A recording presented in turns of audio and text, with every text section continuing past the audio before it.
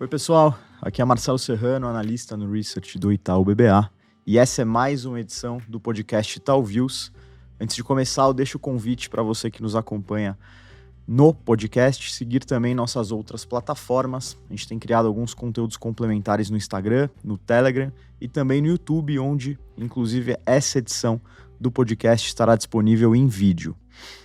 Bom, hoje a gente segue com essa série de episódios que tenta responder à pergunta onde investir em 2023, né? A gente tem visto uma série de incertezas aí no cenário global, um novo governo e mudanças no cenário doméstico. Então a ideia é tentar mapear onde estão as melhores oportunidades, quais classes de ativos devem se destacar e tentar dar caminhos para o investidor proteger o seu portfólio. Então, e para participar dessa discussão, a gente conta com as presenças do Paulo de Sora, que é sócio fundador e CIO da RPS Capital, Tarim Silvestre, que é Portfolio Manager na Itaú Asset, e dividindo os microfones aqui comigo no Itaú Views, comentando também sua visão de mercado, o Bernardo Veiga, que é Equity Sales aqui na corretora do Itaú BBA. Bernardo, Tarim, Paulo, tudo bem? Bem-vindos. Boa tarde. Boa tarde, todo mundo.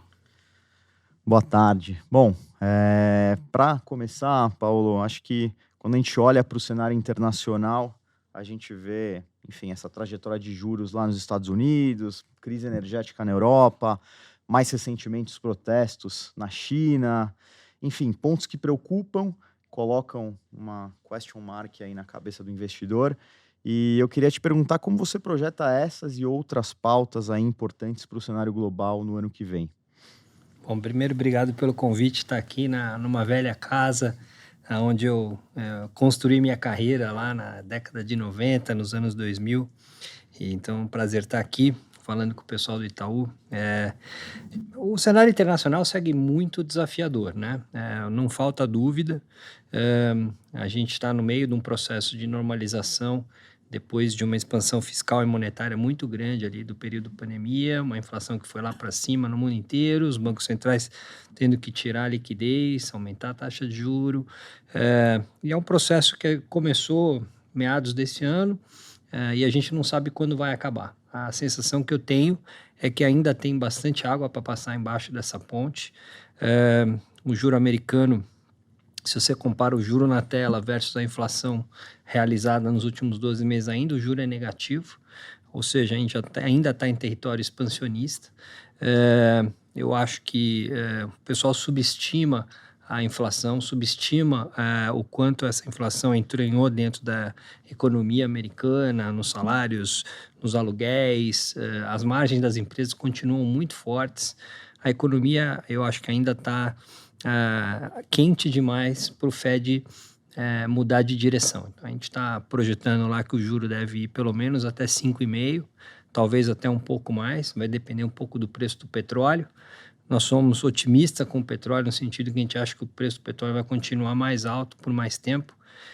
E se a nossa tese do petróleo estiver certa, aí o juro vai ter que ser até um pouco mais alto, porque a inflação vai estar um pouco mais alta do que a projetada. Então, nós estamos no meio do processo. Já é verdade que o juro já saiu do zero e já está indo na direção aí de 4,5%. Mas a gente acha que ainda tem espaço para ir. As curvas de juro apontam um fim de ciclo mais perto de 5. A gente acha que vai mais para perto de 6. Então, ainda tem turbulência vindo na parte de juro nos Estados Unidos, lembrando que essa é a taxa de desconto base de qualquer ativo no mundo, né? A taxa de juro americana é a referência de taxa de juro no mundo. Então, essa ainda a gente tem dúvida que o número é um pouco mais para cima. O lado bom da economia global para 2023, que a gente está começando a criar uma convicção maior, é a China, né? A gente errou um pouco esse call, a gente achava que o segundo semestre de 2022 já seria melhor para a China e não foi. A questão do Covid-0, a questão do setor de housing por lá, uma desaceleração na economia mais forte do que a gente imaginava, mas a gente está começando a ver na margem alguns sinais que indicam que, de fato, talvez passado agora esse período de inverno chinês, a economia comece a retomar uma reabertura mais consistente. A gente está vendo o governo chinês com uma política mais flexível na questão do Covid. Essa variante que hoje domina o mundo é uma variante bem menos letal do que foi a Delta, a primeira variante. Então, eu acho que eles estão se convencendo que o custo social / o custo econômico de manter a economia fechada versus a questão da variante ser menos letal indica que pode ser que eles vão para um caminho de uma reabertura mais consistente. Eles estão sendo mais incisivos nos estímulos fiscais e monetários, cortando taxa de juros, incentivando crédito para o setor de housing, principalmente, organizaram um modelo ali de garantia para o setor de housing importante, que é 25% do PIB chinês ainda, é o setor de housing. Então, a gente acha que o mercado está subestimando o potencial de reabertura da economia chinesa, como foi um pouco da subestimação disso nos Estados Unidos, na Europa, nesse último verão.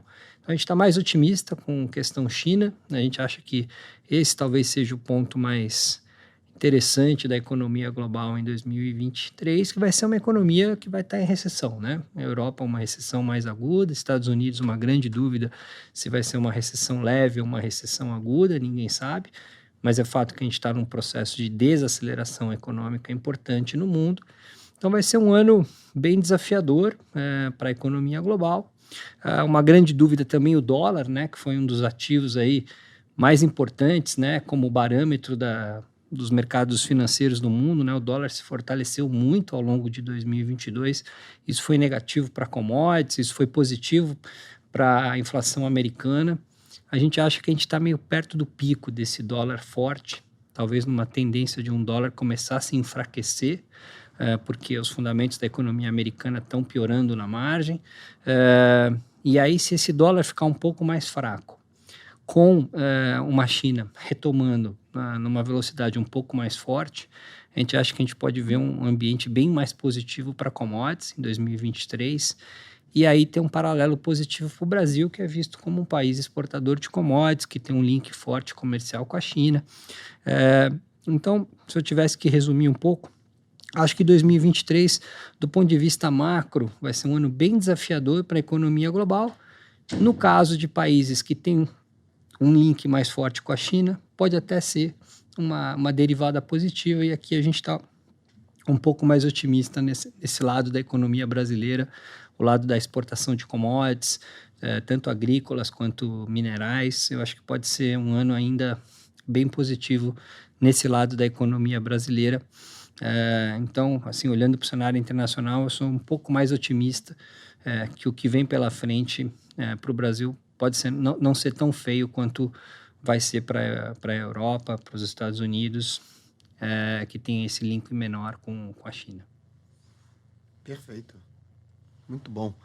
Eu queria, na verdade, então trazer, depois de um cenário tão detalhado, um pouco de Brasil, Tarim. Queria ouvir sua opinião sobre como que esse cenário global para o Brasil especificamente, na sua opinião, pode afetar o ano de 23.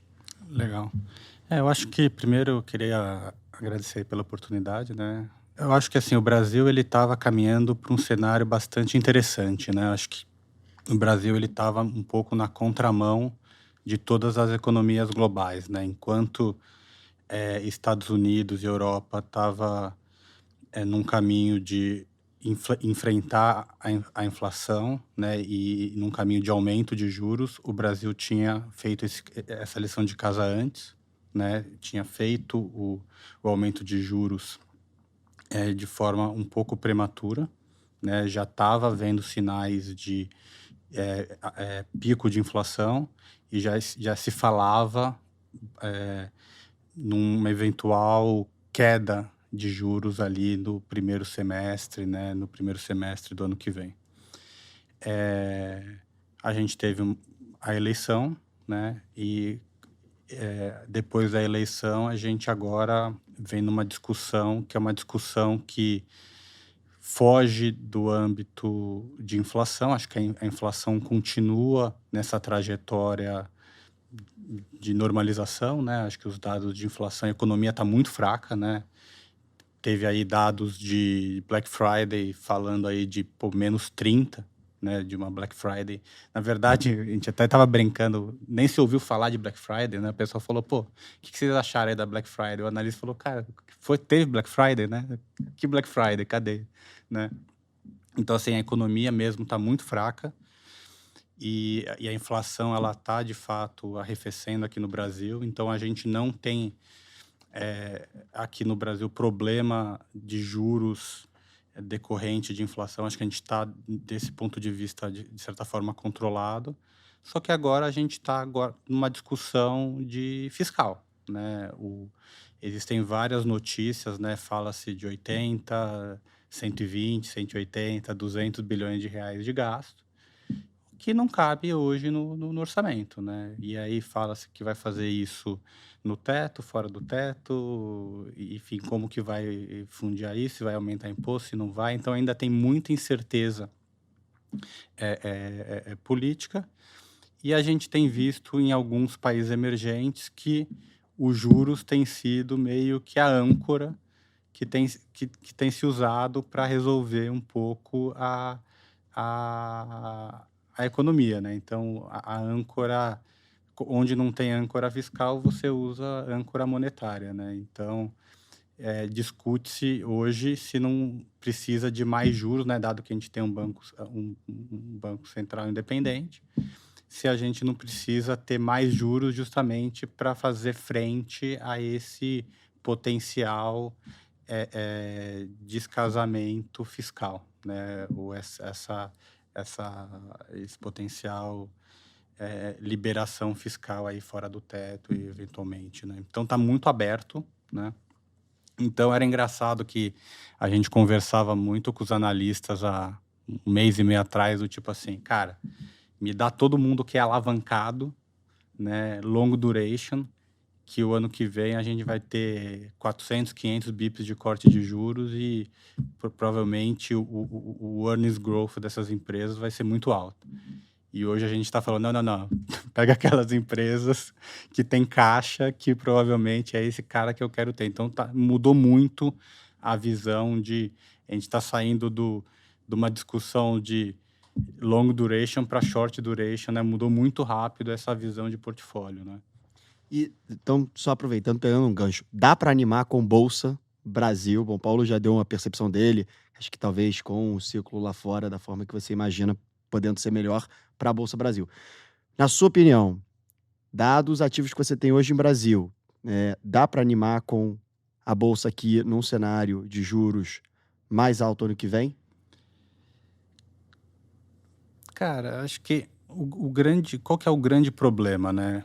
O grande problema da Bolsa Brasil é que o nosso juro é muito alto, né? Assim, que nem o Paulo falou, não, a gente está falando talvez de um juro... vamos lá, os Estados Unidos tem um problema, o juro está subindo. Só que está subindo para um juro de 5, 6, né?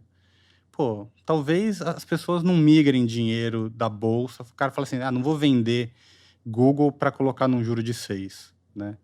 O problema é que o nosso juro está 14, né? E aí, quando tem juro a 14, o Itaú vai lá e faz ligue 14% ao ano para 4 anos, e as pessoas vendem o que tiver disponível na carteira. Tudo que tiver liquidez, o cara vende para pôr nessa ligue de 14% ao ano para 4 anos, entendeu? Então, o grande problema acaba sendo o fluxo, né? Então, enquanto o CDI, né? Enquanto a gente tiver nesse CDI de 14, eventualmente 15, 16, 17, o nível desse CDI é muito desastroso para a renda variável, né? Se a gente falar assim, não, pô, o juro é 10, eu acho que a gente tem boas histórias, tem muita coisa barata, dá para a gente ver oportunidade na Bolsa Brasileira, e a gente pode discutir aqui por horas as oportunidades de Brasil, entendeu? Mas quando a gente está falando de um juro de 14, 15, o fluxo é soberano, entendeu? A pessoa física olha para aquilo e fala assim, para que eu vou tomar risco se eu posso pegar e investir nesse negócio para 4 anos, sem risco, isento, entendeu? Fica uma competição muito difícil de ter, entendeu? Então, eu acho que isso acaba poluindo muito o mercado de renda variável aqui no Brasil. Essa que é o grande desafio. Acho que só aproveitando, quando a gente fala de fluxo para a Bolsa e ânimo para a Bolsa, isso passa pela entrada de estrangeiro, né, Bernardo? Eu queria até aproveitar, a gente realizou há pouco tempo uma conferência lá em Londres com investidores. O que vocês estão vendo lá na mesa em termos de interesse do estrangeiro por Brasil para o ano que vem? Vai ter um fluxo relevante para ajudar a animar um pouquinho o mood aí para a Bolsa? Como é que está essa perspectiva? A gente torce que sim. Mas, brincadeiras à parte, o ano foi bom. O estrangeiro, nesse sentido, o estrangeiro botou muito capital no Brasil. Então foi um ano positivo já. Só que a gente viu que o começo do ano foi mais forte do que está sendo o final do ano. Esse capital que entrou muito forte no primeiro trimestre, ele vem atenuando aí mês após mês. Até agora teve um repique mais recente ali em outubro. Mas não tem sido tão forte quanto a gente viu no primeiro tri. As conversas que a gente tem lá fora com os estrangeiros, elas se resumem muito no que a gente já conversou aqui. Juros, esse ciclo de juros lá fora hoje para o estrangeiro uma das sinalizações principais de que a gente precisa ver o Fed demonstrando sinais de que está preparado para pausar esse ciclo de alta de juros. Por que isso? Porque o Paulo mencionou bem, o dólar para o investidor estrangeiro, um dólar forte atrapalha o investimento em mercados emergentes. Então, quando você tem um dólar muito forte, que acaba ficando forte por consequência de um ciclo de alta de juros, aquele novo dinheiro para mercados emergentes, que, enfim, tem uma moeda mais fraca do que o dólar, ele se torna um pouco mais complicado. O que a gente começou a ver no começo do ano de 22, esse ano agora, justamente os juros aqui no Brasil sendo muito alto, a perspectiva de que a gente aqui não teria problemas fiscais em 23 e seria fácil para o Banco Central começar a cortar juros já ali para meados de 23. E o que está se discutindo agora é um pouco diferente. Talvez já não mais um corte, mas quem sabe até, no pior cenário, mais aumentos. Então, o fato do Fed ainda não ter sinalizado uma pausa nesse ciclo de alta de juros traz já uma resistência para esse capital estrangeiro novo vir para mercados emergentes em geral. Combinado com o fato que agora a gente se encontra no momento de indecisões políticas, uma troca de governo, incertezas sobre o fiscal, esse capital em 23 vai ser muito pautado por essas duas coisas. Eu acho até mais importante do que o micro, vai ser essa decisão do Fed a nível global, se continua subindo os juros mais do que hoje a expectativa tem cerca de 5%, em meados de 23, maio de 23, a expectativa é que o Fed atinja o seu nível ideal de juros. Se isso acontecer antes, é positivo. Se acontecer depois, é negativo para mercados emergentes em geral.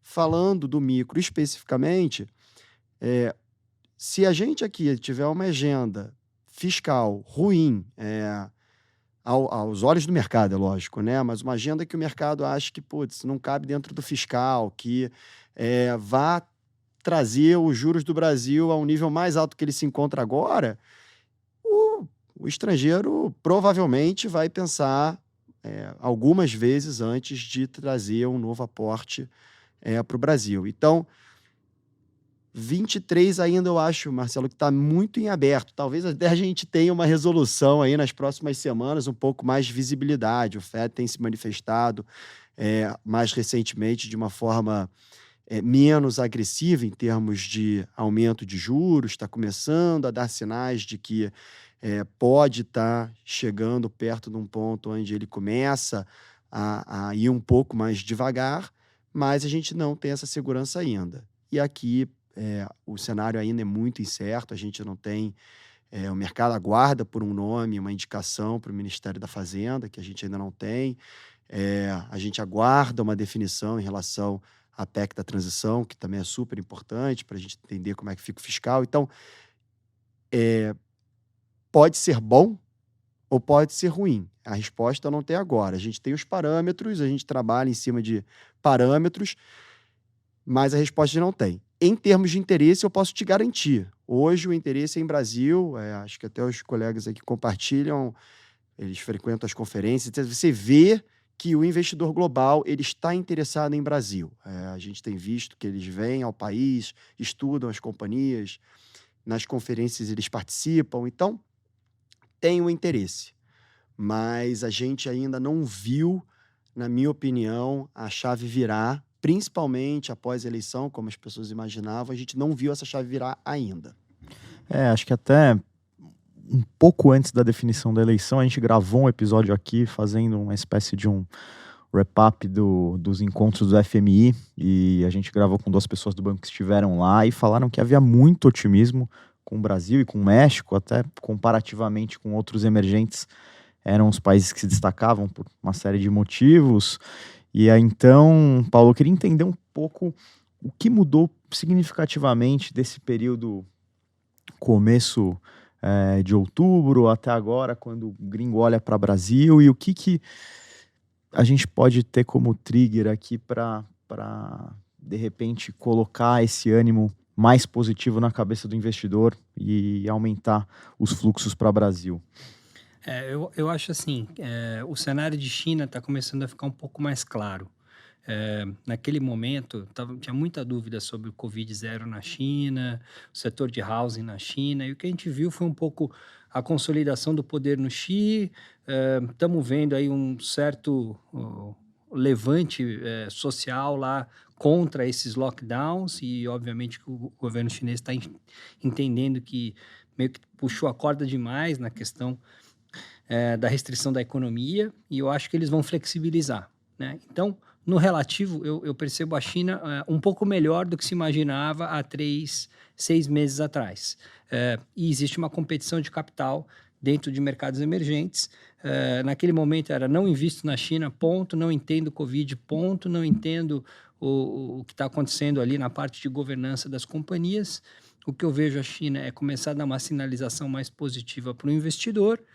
E, por outro lado, a gente tinha uma visão, e ainda continua a dúvida, que o Brasil seria uma eleição onde os 2 polos iam participar, o polo da direita, o polo da esquerda, mas que no final, quem quer que fosse eleito ia seguir um certo pragmatismo no ponto de vista econômico, na agenda fiscal, que o Lula ia caminhar mais para o Lula lá do primeiro mandato do que a política mais à esquerda, que foi a tônica do governo Dilma. Então, o mercado comprou uma narrativa do Lula mais pragmático. O que a gente está vendo, infelizmente, desde a eleição, e acho que ainda não dá para fazer grandes conclusões, mas pelo menos o norte, a sinalização, a direção, é um pouco menos de pragmatismo, um pouco mais de uma visão mais desenvolvimentista, mais raiz, o entorno do Lula no Mercadante, na Glaze, no Haddad, que são os atores que estão hoje em voga ali, em volta do Lula, o próprio discursos do Lula pós-eleição, a carta ali antes do segundo turno, indicam uma certa vontade de um expansionismo fiscal.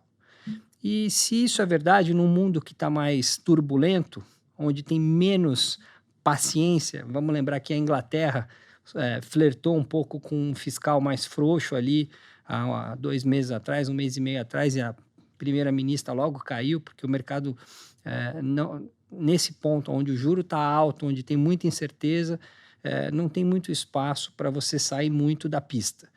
E, infelizmente, o que a gente está vendo é um Brasil que está querendo sair um pouco da pista do ponto de vista fiscal.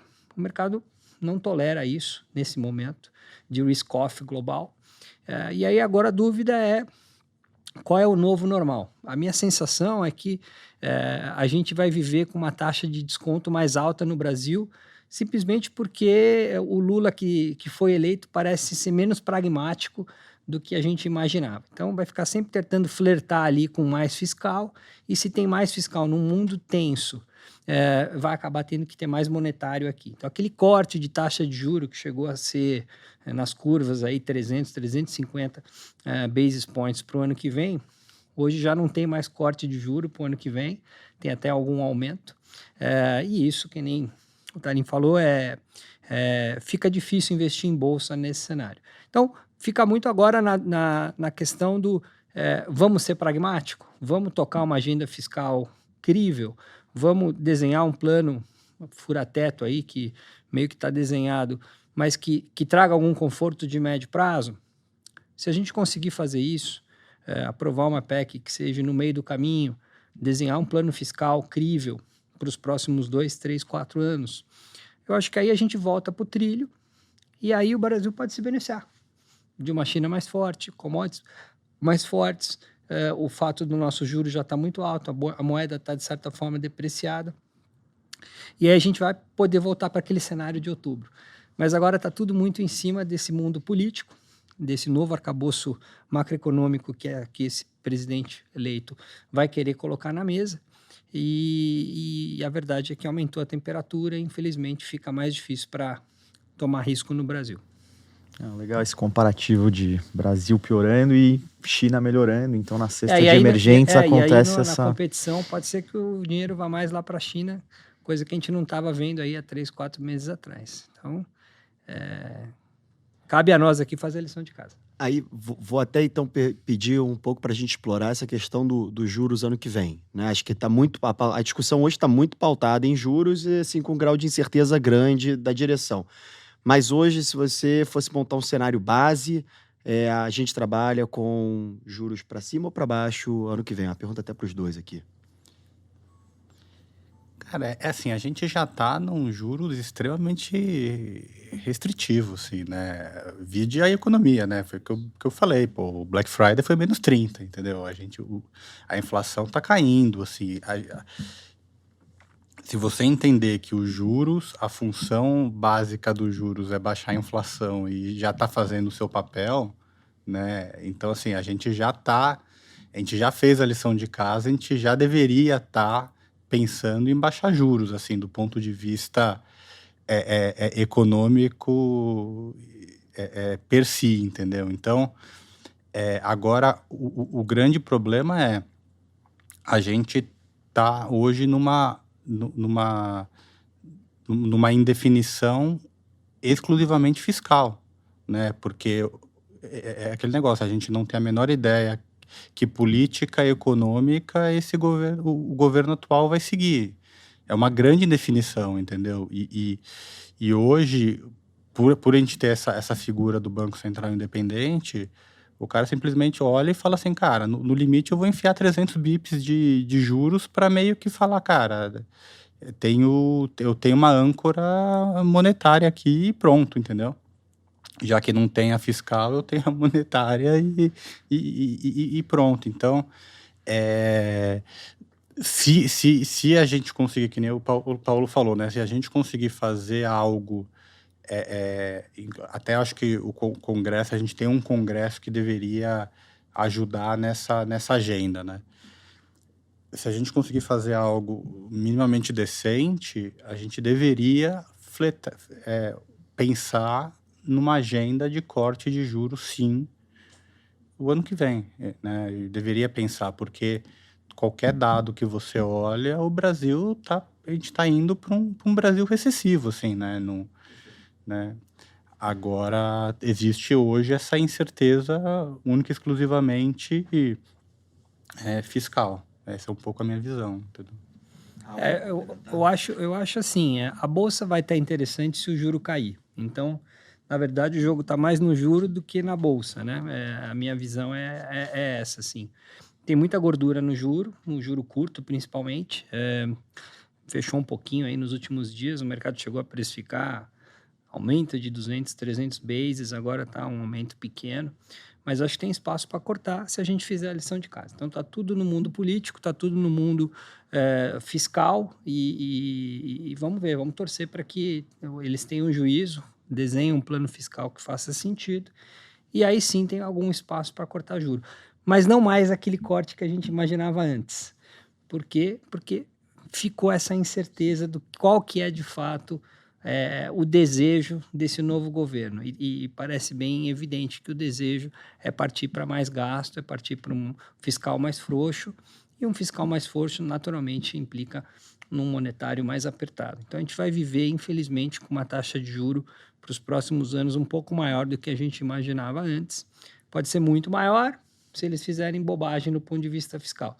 Pode ser um pouco maior só se eles fizerem um caminho decente. Para dar um pouco de números, acho que se eles ficarem ali nessa faixa de 100 bi de gasto adicional fora do teto, mas conseguirem montar um desenho para uma âncora fiscal para os próximos anos, que dê algum conforto, que a dívida vai bater ali 85%, 90% do PIB, mas depois começa a cair, eu acho que a gente pode trabalhar, voltar a pensar no juro de 10%, de 11%, de 9%.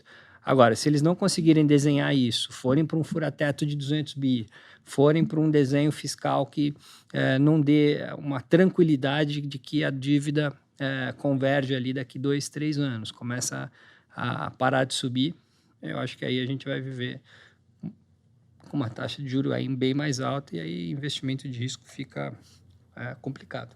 Até acho que como perspectiva, né? Até acho que nessa linha que o Paulo falou, né?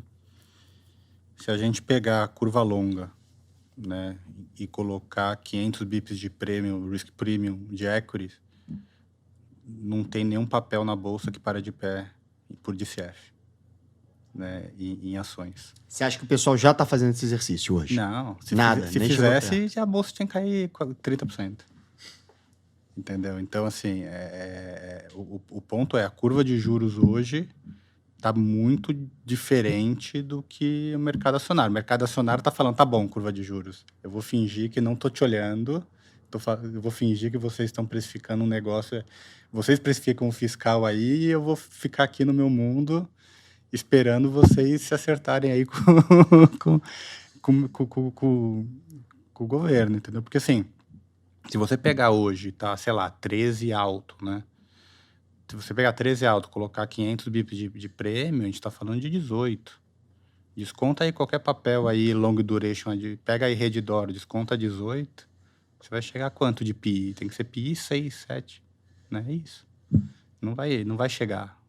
Então, só até para contextualizar, me parece que hoje o cenário que a gente está vivendo o risco de vocês, o risco alocado hoje está baixo. Está baixo porque você tem uma incerteza muito grande à frente. Acho que é isso. Você acha que isso generalizando o prêmio está mais na renda fixa do que na renda variável. Eu concordo totalmente com o Tarim. E você acha, ou seja, a gente pode talvez generalizar até isso para o mercado como um todo. Você acha que hoje os investidores profissionais hoje estão com risco menor do que estavam talvez 2, 3 meses atrás, diante de tanta incerteza? Acho que sim. Perfeito. Não, e acho que é legal, a gente falou muito de bolsa aqui, mas tentando aprofundar um pouco a discussão, se a gente olhar alguns setores, a gente vê um desempenho bem interessante, o pessoal de óleo e gás, por exemplo, a bolsa, pelo índice, às vezes a gente não tem um retrato tão claro se comparado a uma visão setorial. Então, Paulo, acho que queria entender onde estão as melhores oportunidades. Claro, você já pontuou o quanto a Bolsa hoje é muito dependente do andamento dos juros, mas em um cenário mais otimista, o que andaria mais rápido? O que a gente deve estar mais atento aí em termos de setor e até em termos de papéis mesmo? Eu acho que vai depender muito dessa questão fiscal, né? Se os caras forem para um pragmatismo, a gente pode ter um rally enorme de coisas de longa duração, coisas sensíveis a juro. Então, está muito binário. Como a gente está mais preocupado com isso, ou pelo menos não vai fazer essa aposta até que eles coloquem na mesa as cartas de fato do que querem fazer, eu acho que ainda a carteira que prevalece é uma carteira defensiva. E aí, o que é carteira defensiva? Eu acho que dá para fazer essa aposta em commodities. Commodities ainda é um setor muito barato, um setor que tem muito valor e tem esse link com a China que eu falei aqui, que eu acho que é uma derivada que pode ser bem positiva para 2023. Aí o setor de óleo e gás é o mais evidente, porque A China que reabre é uma China provavelmente mais de serviço e de consumo do que de infraestrutura, e aí o petróleo está basicamente no consumo de tudo. Então eu sou relativamente otimista com a questão do petróleo e, consequentemente, esse setor na Bolsa Brasileira, né? A dúvida fica um pouco na Petrobras, né? Como é que fica a Petrobras no governo Lula, as intervenções que vão acontecer. A gente tem preferido as empresas aí privadas aí no setor de óleo e gás. A gente gosta bastante da agenda de privatizações dos estados. Acho que os estados tiveram uma eleição bastante à direita, né? Quase todos os governadores dos principais estados sendo eleito pela direita, com uma agenda liberal, e a gente acha que pode ter privatização acontecendo no setor elétrico, no setor de saneamento. A gente particularmente gosta bastante da história do setor de saneamento. Tem muito crescimento, tem melhora operacional das empresas, quase todas as empresas listadas na Bolsa são empresas estatais com alguma ineficiência. Então, acho que tem uma agenda interessante para acontecer por aí. É um setor que tem pouco a ver com PIB, pouco a ver com renda, pouco a ver com crédito, que são coisas que preocupam a gente. A gente acha que vem realmente uma recessão no Brasil, talvez de 2 ou até 3 trimestres. Então, a renda vai estar para baixo, o crédito vai estar caro, a confiança vai estar baixa. Então, você tem que evitar esses setores. Acho que o Black Friday, que o Tarim falou aqui, é um exemplo bem clássico, assim. As empresas fizeram descontos, era para ter uma demanda maior e não teve, porque simplesmente não tem renda disponível hoje. As pessoas não querem tomar crédito nesse nível de juro para fazer compra de produtos de semiduráveis ou duráveis, coisas de ticket mais alto. Então, evitar esses setores mais discricionários que precisam de um otimismo, de uma renda ou de um juro baixo, que parece que não vai ser o caso no curto prazo. Então, uma carteira mais defensiva. Por exemplo, a gente gosta do setor de supermercado de baixa renda, os atacarejos, açaí da vida, acho que vão bem também, né? Quer dizer, todo mundo precisa comer. Na hora da crise, eu saio do Pão de Açúcar, vou lá no açaí, que é mais barato. Então, acaba segurando a inflação também. Então, assim, uma carteira com um perfil bastante defensivo nesse primeiro momento, evitando empresa com muita dívida, setor que precisa de muita confiança, setor que o consumidor precisa de crédito. Acho que esse é um pouco da cartilha do que ter nesse ambiente mais duvidoso que a gente está vivendo agora. Legal. Até aproveito que você falou de saneamento para fazer propaganda de um episódio nosso. Aqui há 2 episódios atrás a gente falou sobre Sabesp, discutiu a tese em profundidade, então deixo o convite aí para vocês darem uma olhada depois. E aproveitando, Tarim, que a gente falou um pouco de algumas coisas que esbarram mais no lado estatal, queria a sua opinião, como que se equilibra essa balança entre números super interessantes de algumas estatais nos últimos trimestres, somado a valuation atrativo versus essa incerteza política de um novo governo? Como é que fica essa balança? Como é que você olha para estatais nesse momento? Pô, difícil essa pergunta. Não tem moleza aqui. Cara, eu acho que assim,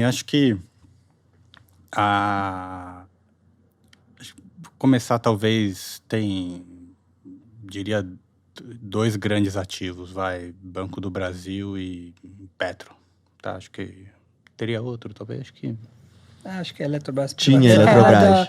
Aí tem as estatais regionais, que aí acho que é um pouco diferente. Acho que é outro diferente. Eu acho que são casos bem distintos, né? Eu acho que assim, começando com o Banco do Brasil, eu tenho um pouco a impressão, Banco do Brasil me parece bastante mais blindado, tá? Eu tenho um pouco essa sensação, até um pouco pela governança do banco, né? Até um pouco obviamente que você pode mudar toda a diretoria. Acho que o governo tem essa prerrogativa de trocar os diretores e tal. Mas no final do dia você tem uma governança robusta, existem processos, existe um corpo técnico super bem feito, onde os diretores são diretores de carreira, né? Existem processos muito bem estabelecidos, assim. E eu acho que o Banco do Brasil, ele tem negócios que são, no final do dia, monopólios naturais, entendeu? Então, o cara tem lá a carteira de consignado de uma região X que não tem como destruir aquele negócio, não tem muito o que fazer, sabe? Então, eu acho que, no final do dia, a discussão do Banco do Brasil é talvez você usar um pouco do balanço, né? Eu acho que você tem hoje uma Basileia um pouco mais frouxa, né? Então você poderia alavancar um pouco o balanço do Banco do Brasil para dar um pouco crédito, mas eu não vejo um diretor assinando um crédito com prejuízo. Tá? Então, talvez um crédito remunerando o custo de capital, o que estaria ok, né? Então, não seria talvez um ROI de 20, talvez seria um ROI de, sei lá, o custo de capital do Banco do Brasil seria o quê? 14,5, tá? No custo atual de capital, talvez 15. Então, eu acho que é blindado, entendeu? Então, me parece assim, é uma discussão que a gente tem feito. Esse Banco do Brasil, ele não é muito mais barulho de headline, assim, muito mais beleza, saiu uma manchete e caiu e é buy opportunity, mas assim, no final do dia, a gente vai olhar o ciclo de 4 anos e vai falar, nossa, o cara entregou o lucro e pagou o dividendo e tá lá os 50% de payout e foi um super investimento, né? Quando você olha overtime, assim, o Banco do Brasil tem sido um super investimento, mesmo pagando 50% de payout. Né? Então, assim, o Banco do Brasil chama atenção. Tá? Eu diria que está na parte de estatal que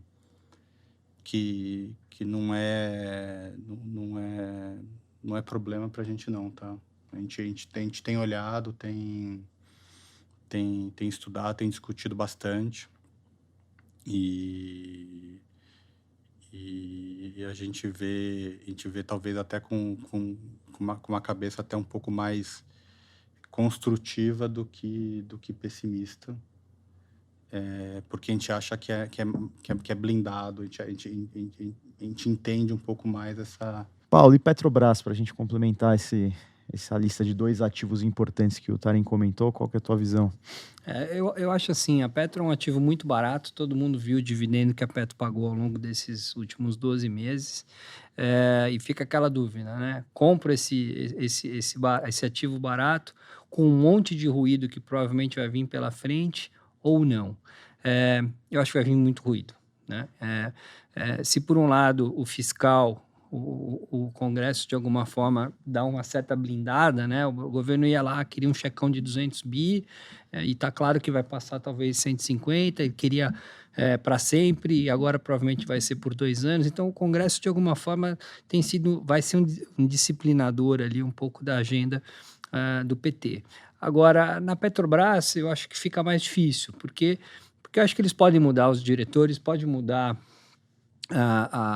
o estatuto da companhia e podem fazer um pouco do que eles falaram que querem fazer. Não é meio que uma conjuntura, uma visão nossa. Acho que é uma coisa que eles estão falando. Eles falaram, olha, vamos usar a Petrobras para aumentar o investimento em refino no Brasil. Vamos usar a Petrobras para investir em transição energética. A política de preços da Petrobras vai ser definida pelo governo. Então, eles estão dando sinais, pelo menos por enquanto, os agentes que estão falando sobre o setor, de que querem uma empresa com uma mão mais forte do governo. Então, aí você vai ter, por um lado, uma empresa muito barata, um valuation muito interessante, por outro lado, um headline a cada X tempos nos jornais, etc., que vai sempre te colocar em dúvida, mas será que esse valuation que eu estou vendo é real? A gente viu o que aconteceu com os números da Petrobras no governo da Dilma, né? Tem algumas coisas importantes que tem que se levar em consideração. É o seguinte, o preço da gasolina no Brasil está R$4, R$5 na bomba. Se você fosse equalizar o PIS/COFINS, a CID e trabalhar com preço de paridade, hoje o preço teria que subir para R$8. Será que esse governo vai fazer esse movimento? O Brasil precisa fazer um ajuste fiscal que vai passar por aumento de imposto. O natural seria voltar esses impostos que foram cortados sobre a gasolina. Mas se eles fizerem isso, a gasolina vai a 8. E aí, se for a 8, o que vai acontecer com as estradas? O que acontece com os caminhoneiros? Será que eles têm coragem de fazer um aumento de preço de gasolina dessa magnitude? Provavelmente não. E aí, será que não dá para usar a Petrobras como um amortecedor dessa necessidade de aumento de preço? Ou seja, ela trabalhar com um preço abaixo da paridade para, ao longo de um tempo, poder fazer essa transição da volta da carga tributária sobre a gasolina? Então, um monte de dúvida que existe sobre o case da Petrobras. E aí você vai ficar vivendo assim, empresa de commodity muito barata, e normalmente empresa de commodity é barata, não é uma prerrogativa só da Petro, com um headline de muita dúvida. Então, o que a gente está na nossa cabeça é, vamos fazer o setor de petróleo via as empresas privadas, vamos esperar ver quem vai ser o presidente, qual vai ser de fato a política, e aí, ficando mais claro qual é o cenário, voltar a carregar uma posição em Petrobras. Então, eu acho que você não precisa correr o risco de Petrobras hoje para poder surfar uma história de uma empresa barata, na questão das commodities. E eu fico desconfortável do ponto de vista institucional de estar posicionado com tamanha incerteza que pode acontecer e com sinais que estão vindo do lado de lá. Os sinais que vieram até agora são sinais de uma intervenção maior na companhia. O quão profundo isso vai ser, obviamente, ninguém sabe, mas o que eu aprendi aí nos meus muitos anos como gestor e como analista, que empresa de commodity com headline, com notícia marginal negativa, dificilmente outperforma. Interessante. Super claro, aliás. Na verdade... porque assim, caiu, você tem coragem de dobrar a posição?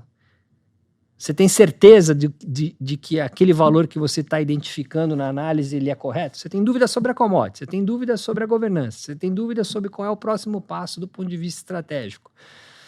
Não sei se você tem essa convicção de fazer um preço médio num headline muito ruim, num presidente eventualmente eleito para a Petrobras muito à esquerda, por exemplo. Então, eu acho que essa é a grande angústia hoje de Petrobras, e eu acho que você não precisa estar lá na Petrobras correndo esse tipo de risco para pegar o upside de bolsa e de commodities.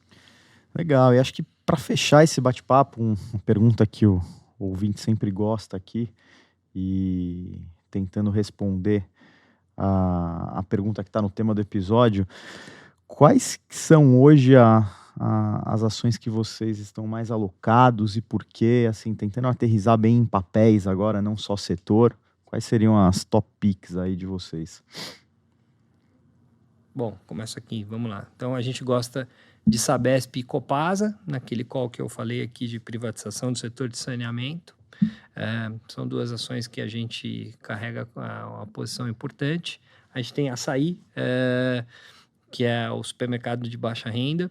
A gente gosta do setor de home builder baixa renda, porque a gente acha que uma das coisas que eles vão fazer é turbinar o Minha Casa Minha Vida, e a gente tem posição em Cury e Direcional, são as duas empresas no setor de baixa renda que estão executando um pouco melhor até aqui, e aliás o setor de baixa renda tem essa vantagem que é o custo já está caindo na margem, o preço do aço está caindo, o preço do cimento está caindo, então aquilo que foi pressão de custo até aqui agora começa a ser um alívio de custo, com uma revisão do plano, do programa que já foi feito, inclusive, pelo governo Bolsonaro, que eu acho que o Lula turbina. Então, acho que apostar no setor de construtora de baixa renda, num ciclo de 4 anos do PT, me parece uma coisa legal, principalmente em empresas que estão executando muito bem até aqui, no caso, Cury e Direcional. São outras 2 posições importantes que a gente tem lá. E aí, assim, tipo um perfil defensivo. A gente gosta de Ambev, outra empresa que tem um produto, né, básico, uma empresa que está numa dinâmica de custos também para baixo por conta de alumínio e por conta de grãos, num ambiente competitivo melhor que a gente está vivendo aí no setor de cerveja, com a competição Heineken, Ambev bem melhor. Então é outra empresa que a gente gosta bastante lá. Então acho que o que está por trás aqui é um perfil mais conservador de carteira, com esses sendo alguns dos nomes que a gente está carregando nesse momento. Do nosso lado, assim, a gente está bem pequeno, né? Bastante conservador. Bem pequeno, significando com risco muito baixo. Exatamente. Com risco muito baixo e com uma cabeça, assim, muito... assim, olhando com o que a gente chama de short duration, né? Ou seja, olhando com cash flow muito de curto prazo e sempre olhando, assim, empresas muito geradoras de caixa, com muita previsibilidade e tentando olhar cases que são pouco dependentes de Brasil, né? Meio que assim, fala, o Brasil... Se o Brasil cair 2 ano que vem, vai crescer. Está pouco correlacionado com o Brasil, né? Então, quais são as teses que a gente gosta, né? Primeiro, SLC. Né? Então, agronegócio, o Brasil que dá certo. Então, se o câmbio subir, né? Se a gente tiver mais juros, mais inflação, vamos exportar para a China, soja... Né, acho que a SLC hoje está negociando aí abaixo do seu valor de terra. Então, é uma história que a gente gosta. Então, bastante descorrelacionado. Acho que o PIB pode cair, acho que não vai impactar a SLC. Então, vai bastante descorrelacionado, um pouco né, com essa cabeça. Outra é a Hypera. Né, acho que a Hypera... fez a sua lição de casa, tá com uma cabeça aí de crescimento aí duplo dígito pro ano que vem, né? Crescendo o portfólio aí acima da indústria, também com valuation bastante atrativo. Outra história que a gente gosta é GPS. Então, super simples a história, serviços em geral, né? Uma empresa que está consolidando o seu setor, 4% só de market share. Líder absoluto no que ela faz e crescendo 30% ao ano. Então, também super... provavelmente, se não tiver PIB ano que vem, ela vai crescer seus 30%. Né? Então, pouquíssimo correlacionado com PIB. A gente também tem direcional. Né? Então, também a gente acredita bastante nessa tese aí de baixa renda. E Sabesp também é uma tese que a gente gosta. A gente gosta muito do setor de utilities lá, porque a gente acha que a gente consegue pegar a renda fixa turbinada, né? Como a gente acredita muito que a renda fixa tá legal no Brasil, então a gente consegue pegar isso daí de forma alavancada. Então, acho que essa daí, você diria que são algumas das histórias que a gente gosta aqui. Bem legal, acho que a gente cumpriu o papel de deixar aqui algumas recomendações interessantes e falou, claro, sobre cenário. Então, eu gostaria de fechar essa edição, não antes de agradecer as participações do Tarim, do Paulo e do Bernardo, que me ajudou aqui com excelência nessa condução hoje. Obrigado, pessoal. Obrigado, senhores, pela aula mais uma vez. Tchau, tchau. Prazer estar aqui. Prazer, obrigado a vocês. Valeu.